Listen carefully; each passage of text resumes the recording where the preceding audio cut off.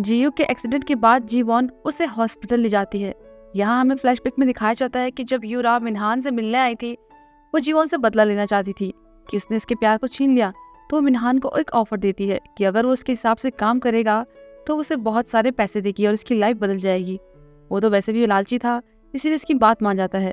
वहाँ दूसरी तरफ ऑफिस में जब जीवॉन लिफ्ट में जा रही होती है तो मिनहान अंदर आता है और उसे दीवार की तरफ धकेल देता है। वो उसे कहने लगता है कि सब तुम्हारा ही प्लान था, तुमने जियो को पाने के लिए उससे जानबूझकर शादी तोड़ दी क्योंकि वो बहुत ज्यादा अमीर जो है। लेकिन जीवॉन उसे लात मारती है कि ये सब तुम्हारे और सुमिन के अफेयर की वजह से हुआ है।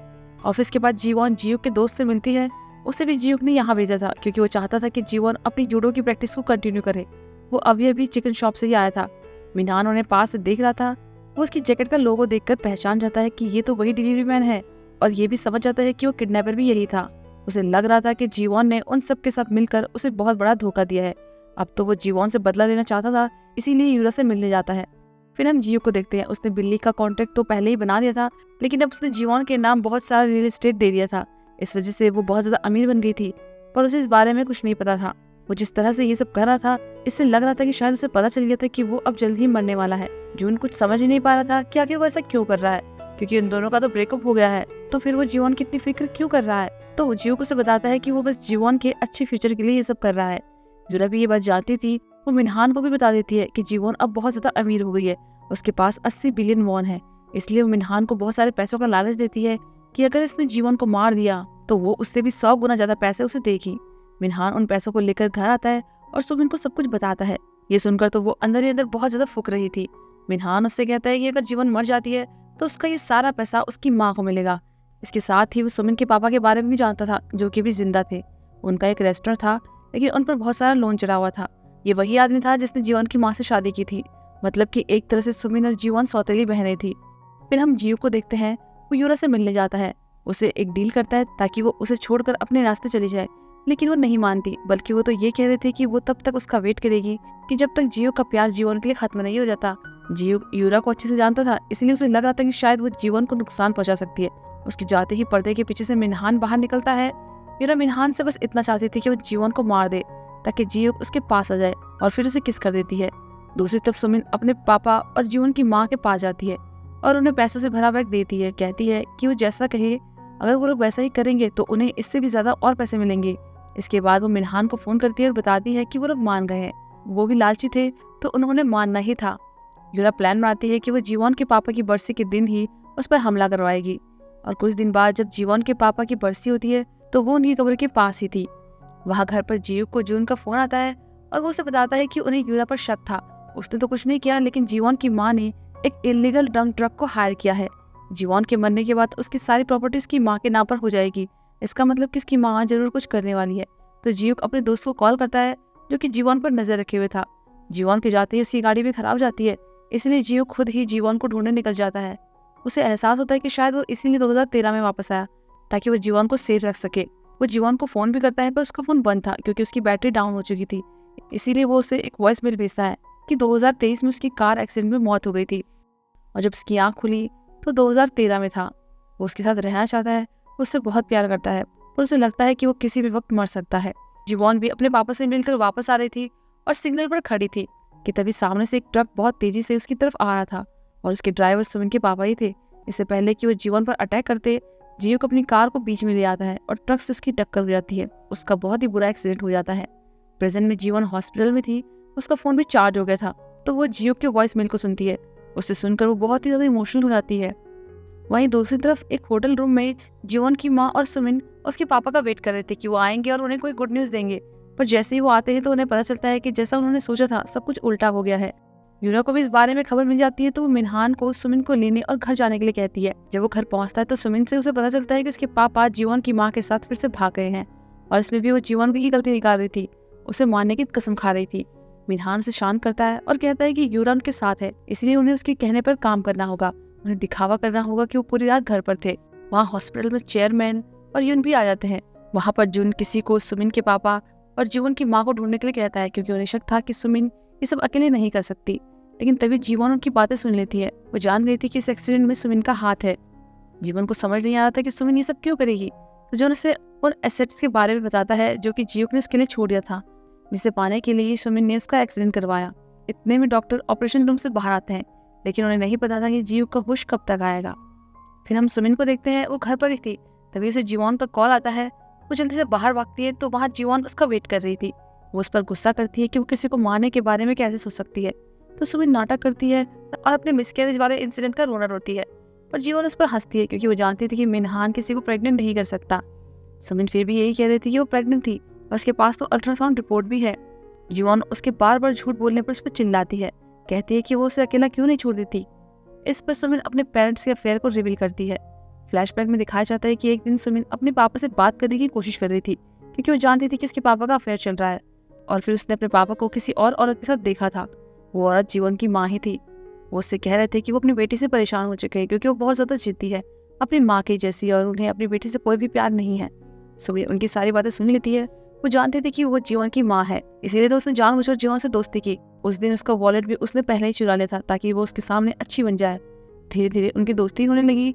जीवन उसे अपने घर ले गई। तब सुमिन ने देखा कि जीवन के पापा उससे कितना प्यार करते हैं। उसे जलन होने लगी और तब से उसने जीवन से सब कुछ चोरी करने का सोच लिया।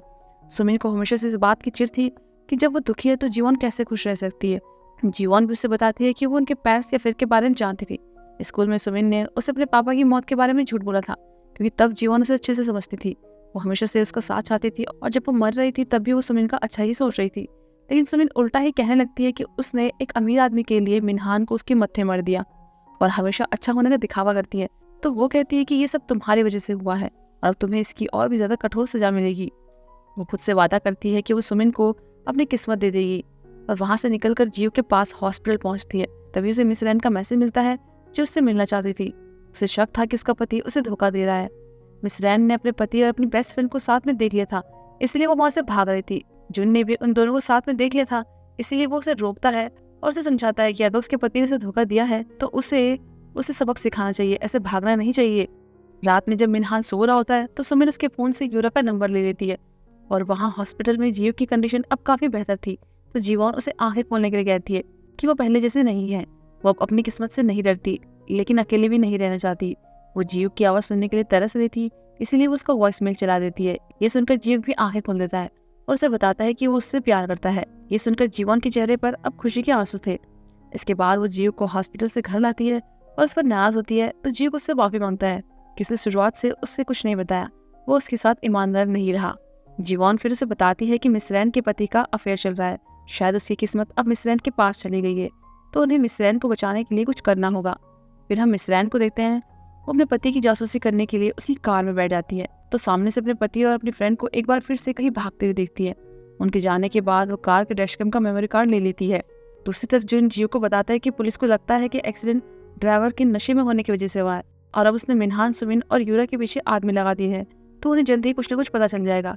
पर उसे जीव से शिकायत थी कि अगर वो ये सब पहले से जानता था तो उसने पहले उसे ये सब क्यों नहीं बताया। जीव बताता है कि वो पहले उस पर यकीन नहीं कर पा रहा था, लेकिन अब उसे एहसास हुआ कि उसने गलती कर दी, इसीलिए वो उसे गले लगा देता है। वो डिसाइड करते हैं कि उन्हें सबसे पहले अब जीवन की माँ और सुमिन के पापा को ढूंढना होगा। शाम को जीव जीवन के साथ टाइम स्पेंड करता है और उसे अपने साथ रोकने के लिए दर्द का नाटक करता है, इसलिए वो रुक जाती है। मॉर्निंग में जीवन उसके पास नहीं थी, लेकिन उसे लिविंग रूम में देखकर वो राहत की सांस लेता है। ऑफिस पहुंचने पर मिस्टर किम फिर से जीवन पर गुस्सा हो रहे थे कि वो जब देखो गायब रहती है, जैसे कि वो बॉस हो। तभी मिस रैना आती है। उनकी तबीयत अब ठीक थी, तो सब लोग उन्हें देखकर बहुत खुश हो जाते हैं। इसी बीच मिनहान भी जब जीवन को काम पर देखता है तो यूरा को कॉल करता है कि जीवन तो ऐसा बिहेव कर रही है जैसे कि कुछ हुआ ही नहीं। यूरा उससे पेशेंस रखने के लिए कहती है और फोन कट करने के बाद उसका गार्ड बताता है कि उससे सुमिन के पापा और जीवन की वहाँ मिल गई है। यूरा उन्हें कॉल करती है और उनसे कहती है कि उन्हें कुछ टाइम के लिए चाइना चले जाना चाहिए। वहाँ ऑफिस में मिस रैन जीवन और यून को बताती है कि उसने पुलिस में अपने पति के खिलाफ रिपोर्ट की है।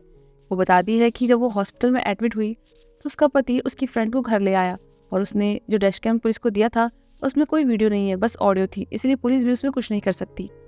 तो अब उसने उन दोनों को रंगे हाथ पकड़ने का प्लान बनाया है। उसने अपने पति को कहा है कि वो आज भी एडमिट होने वाली है और आते हुए उसने घर का ताला भी तोड़ दिया। ये सारी सिचुएशन जीवन को अपनी जैसी लग रही थी। उसे डर था कि कहीं मिस रैन के साथ भी उसके जैसा ना हो जाए, इसीलिए वो भी उसके साथ उसके घर पहुंच जाती है। वो लोग पुलिस के साथ बाहर वेट कर रहे होते हैं। थोड़ी देर बाद जब उसकी दोस्त अंदर जाती है तो उसके कुछ देर बाद वो भी अंदर चले जाते हैं। बाहर जीवन वैसे ही रेड हेल्स देखती है और फिर कैंडीज गिरते हुए देखती है। ये सब देखकर वो और भी ज्यादा डर जाती है क्योंकि ये सब बिल्कुल उसकी पिछली लाइफ जैसा हो रहा था। उन्होंने सोचा था कि वो उन्हें पकड़ लेंगे, पर सब कुछ उल्टा हो गया था। उसकी दोस्त तो कह देती कि वो तो उसके पति को बस खाना देने आई थी, और उसका पति इस पर गुस्सा करने लगता है कि वो उस पर शक कर रही है। फिर वो वहाँ से सबको भेज देता है ताकि मिस रेन से बात कर सके, लेकिन जीवन वहाँ से नहीं जाती क्योंकि वो जान गई थी कि अब जरूर कुछ होने वाला है। इसीलिए वो एक गोल्फ क्लब से कांच के सेंटर टेबल के टुकड़े टुकड़े कर देती है और फिर उसके पति को वार्न करती है। आवाज़ सुनकर जब पुलिस भी वापस आती है तो मिस रेन का पति जीवन पर भड़क जाता है। तब मिस रेन आकर उसे उसकी सच्चाई बताती है कि वो जानती है कि कार में उन्होंने क्या किया, वो कैसे बातें कर रहे थे कि उसकी मौत के बाद उन्हें कितने पैसे मिलेंगे। वो निहायत ही बेशरम और एक घटिया इंसान है और फिर उसे थप्पड़ मार देती है। गुस्से में आकर उसका पति से धक्का दे देता है, लेकिन वो बस इसीलिए बच जाती है क्योंकि जीवन ने पहले ही कांच के टेबल को तोड़ दिया था। मिस रेन और जीवन पुलिस में रिपोर्ट करते हैं। तभी जियूक और जुन भी वहाँ पहुँचते हैं। मिस रेन अपने लिए वकील ढूंढ रही थी, इसलिए जुन कह देता है कि वो उनके लिए वकील का काम कर सकता है। घर आकर जीवन जियूक को इन सब के बारे में बताती है कि उसे लगता है कि उसकी किस्मत धीरे धीरे मिस रेन के पास जा रही है। पहले ताले का टूटना, फिर वो रेड हिल और फिर कैदी का गिरना, यहाँ तक कि पति का बेस्ट फ्रेंड के साथ अफेयर होना, ये सब सारी चीज़ें बिल्कुल वैसी ही थी जैसे कि जीवन के साथ हुई थी। लेकिन अब वो समझ रही थी इसे ठीक कैसे करना है, इस किस्मत को उसे सुमिन को कैसे ट्रांसफर करना है। सबसे पहले उसे मिनहान का अफेयर चलाना होगा और फिर सुमिन के हाथों से मरवाना होगा। इसकी शुरुआत वो एक रेड हिल खरीदने से करती है, जिसे पहनकर वो ऑफिस जाती है। मिनहान जब ऑफिस पहुंचता है तो देखता है कि जियूक अपने फूड किट प्रोडक्ट का चार्ज किसी और को दे रहा था। जीवन उस पर नाराज होती है और जॉब छोड़ने की धमकी देने लगती है। असल में ये सब उनका प्लान था। वो मिनहान को ये दिखा देते कि जीवन ने जियूक को छोड़ने के बदले उसके दादा से 80 बिलियन वॉन लिए थे, और ऐसा ही होता है। मिनहान उनके जाल में फंस जाता है। बाद में जीवन मिनहान से मिलती है, उसे ड्रिंक के लिए पूछती है और फिर जब वो ड्रिंक के लिए जाते हैं तो उसे उन 80 बिलियन वॉन के बारे में बता देती है जो कि चेयरमैन ने उसे ब्रेकअप के लिए दिए थे। मिनहान बस उन पैसों के बारे में सोच रहा था और इस बीच वो सुमिन की कॉल को भी इग्नोर कर देता है। दूसरी तरफ मिस्टर किम सुमिन से मिलते हैं और उसे वार्न करते हैं कि उसे अपने पति को लेकर अलर्ट रहना चाहिए, क्योंकि वो और जीवन अक्सर ऑफिस में मिलते ही रहते हैं, कहीं उनके बीच पुरानी फीलिंग्स वापस ना जाए। वहाँ जीवन ने इस बारे में पहले ही प्लानिंग कर ली थी। वो मिनहान को उनकी पुरानी बातों की याद दिलाती है और फिर उसके सामने ट्रक एक्सीडेंट का जिक्र करती है कि वो जानती है कि उसके ड्राइवर सुमिन के पापा थे। घर पर सुमिन परेशान हो रही थी। वो मिनहान को मैसेज भी करती है पर कोई जवाब नहीं आता। उसे तो लग रहा था कि कहीं वो जीवन के साथ ही तो नहीं है। वहाँ जीवन मिनहान को अपनी बातों में उलझा रही थी कि वो जानती है सुमिन ने ही उसे मारने की कोशिश की है। वो डरने का नाटक करती है कि ब्रेकअप की वजह से जियूक ने उसके पीछे लोग लगा दिए, तभी तो एक्सीडेंट के टाइम वो अचानक से वहाँ पहुँच गया। मिनहान उसकी बातों में आ गया था। वो तो ये सोच रहा था कि जीवन के मरने के बाद उसका सारा पैसा उसकी फैमिली को मिलेगा, लेकिन अगर वो उसके साथ रहेगी तो सब कुछ उसे ही मिलेगा। फिर जीवन उसे अपने साथ रिलेशनशिप में आने के लिए कहती है और सुमिन से ब्रेकअप करने के लिए कह देती है। मिनहान तो यही चाहता था, इसीलिए उसे ही गले लगा देता है और कहता है कि वो उसे फ़ोन करेगा।